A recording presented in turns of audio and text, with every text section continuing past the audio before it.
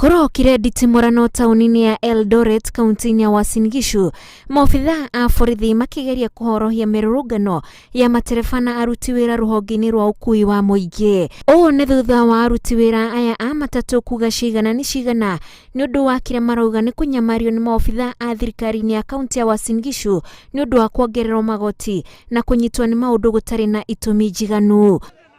Ile kitu tumekujia hapa ni sababu ya maneno ya watu ya kanjo. Mara kwa mara wanashika watu wakisema excess. Wamesema wanataka magari, so kuliko waende kando kando wakishika, tumeamua kuwaletea hizi magari. Mkiziona hapa zilikuwa kwa barabara zikielekea kwa county, kuwapatia wapak kwa sababu wanahitaji. Hiyo ndio sababu tuko hapa. Hatutarudi nyuma. Hata ni furaha yetu kuona ya kwamba zinapelekwa kuegeshwa kwa sababu tumekuwa tukihangaishwa. Kuna magari hapa za county zinakimbisha hiyo magari kwa barabara.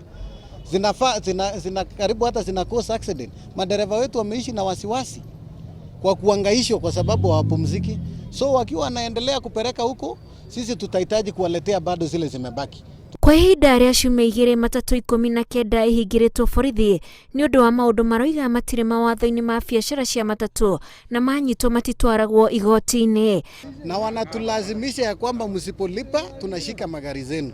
Saa hii tukizungumza namna hii, magari 19 zilishikwa from last week ziko ndani sako tofauti tofauti, wakisema ya kwamba hizo magari hawaziwachili hadi zilipe 100% tax, kwa sababu harassment iko kupita kiasi. Hakuna kuunderstand traffic. Wakikupata kwa barabara wataangalia hata gari waone ya kwamba huyu mwenye umebeba hapa ni mtoto mdogo, na wataelewa ya kwamba hii gari ifai kushikwa kwa sababu umebeba mtoto ambaye hamdai. Lakini county wakipata mtoto ndani ya gari wanapeleka gari yard. Mathiĩte nginyagia igoti nĩguo kũnina mathĩna maya, no ĩndĩ thirikari ya Uasin Gishu ndĩkoretwo ĩkĩhingia watho wa igoti. Na sisi tumeenda kotini kupinga ile kitu ambao wanatufanyia kwa sababu ni kinyume na ile vitu tulisikizana. Hata ni kinyume na constitution yao ambao wanatumia. So sisi tumewaletea court order.